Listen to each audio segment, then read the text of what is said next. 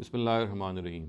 In this series in which we are trying to remove misconceptions regarding the concept of prophethood, the particular issue that we're going to discuss today and remove misconceptions from that issue is that it is generally thought as a result of a certain interpretation which has arisen of a Quranic verse that the Almighty taught Adam the names of all things and all peoples and all sorts of objects which are found in the world.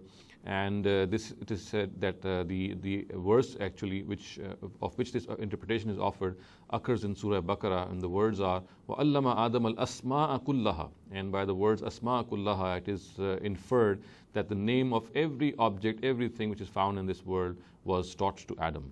Now it has been concluded and evaluated by one of the very premier exegetes of modern times, Imam Amin Islahi, in his exegesis of the Quran, that this is not a correct interpretation, and if the context and the words used and the way they are used are analyzed, we can easily conclude that here the word asma kullaha means introduction to people who are a pride for humanity, and they are people who are extraordinary people.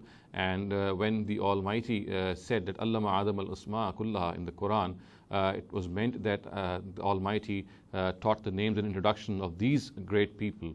Now, of course, it needs to be understood that these words and this interpretation readily is accepted by the verse itself. And as Imam Islahi explained, that first of all, it needs to be understood that the word asma is actually al-asma, and the article of definition, or alif lam, actually defines those asma, defines those names.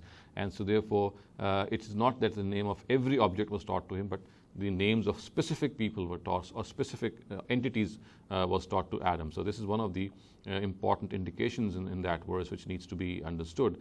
The second thing that he has pointed out is that the pronouns used in these verses relate to living beings. So therefore, for example, the word summa aradahum al malaika, the pronoun aradahum in aradahum is hum, and bi asma'i haulai, as the verse unfolds later on, haulai again is used for living entities.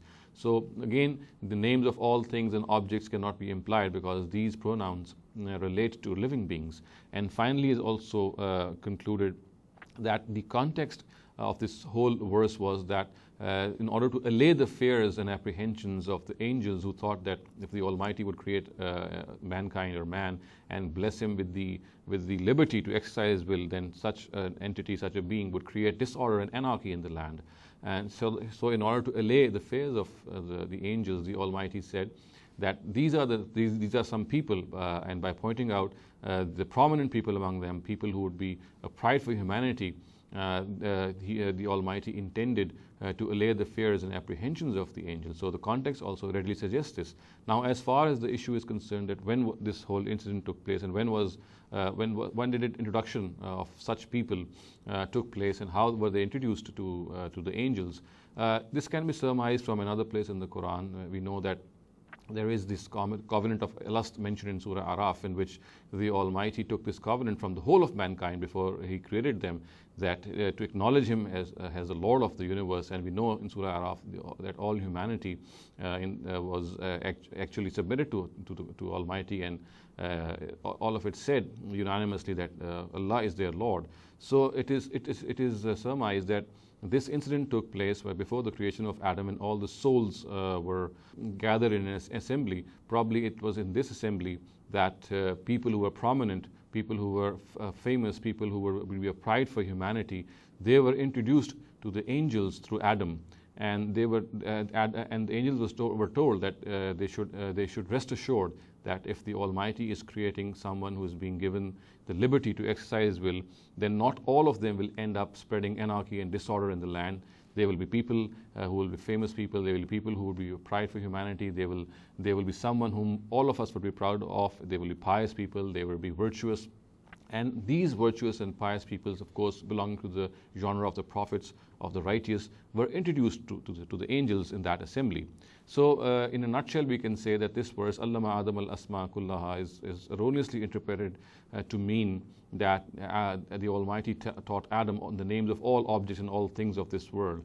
What it actually means is that the Almighty taught and introduced the angels. Of course, he taught these names, he introduced these names to Adam first, and through them the objective was to introduce these personalities to the angels also, so that their fears could be allayed and their apprehensions could be given rest, and they could be told that by blessing this entity which God is going to create, which is of course man, the Almighty will not be responsible for creating someone who will always create, or all of whom will create disorder in the land.